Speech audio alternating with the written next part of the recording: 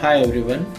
The bond markets during the month of October were broadly flattish in absence of domestic cues, with bond markets reacting mainly to systemic liquidity movements and in some part reacting to US Treasury moves, which continue to exhibit significant volatility. US treasuries have been volatile mainly on account of tariff related uncertainties as well as the domestic macroeconomic issues being faced by USA. Nonetheless, the domestic market also saw some headwinds on account of tightened liquidity on the back of some support which RBI was providing to the Indian currency. However, towards the end of October, we saw market liquidity also stabilizing, and we also saw domestic markets reacting positively to the improved liquidity and sentiment. Going ahead in the month of November, we expect market liquidity to be broadly positive. We continue to see inflows on account of the CRR cuts instituted by RBI in the past, as well as continuing transmission of RBI monetary policy actions. On the back of that, we expect bond markets in November to remain broadly range bound with a positive bias. The major event which bond market participants will be watching out for is the December policy.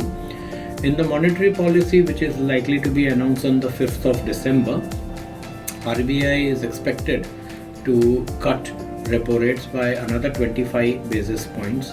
That is the market consensus, and is likely to keep policy stance as neutral. On the back of that, we expect bond markets to find support in the benign monetary conditions, and also on the back of expectations of RBI providing support to market liquidity. The support which RBI may provide to market liquidity could assume the form of OMOs, which is an instrument which RBI has to inject durable liquidity to the market.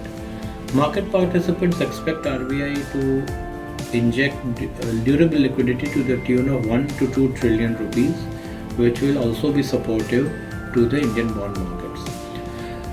To sum it up, we expect the bond markets to be broadly range bound in November and start picking up traction, by which we mean positive trends as we approach December and in anticipation of the December monetary policy.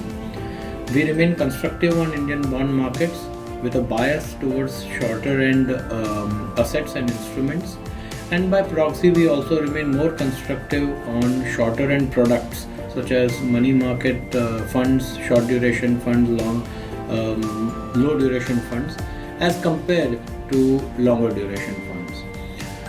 And we expect that the shorter end funds will do better than the long duration funds. That's about it from me. Thanks for watching. Mutual fund investments are subject to market risks. Read all scheme-related documents carefully.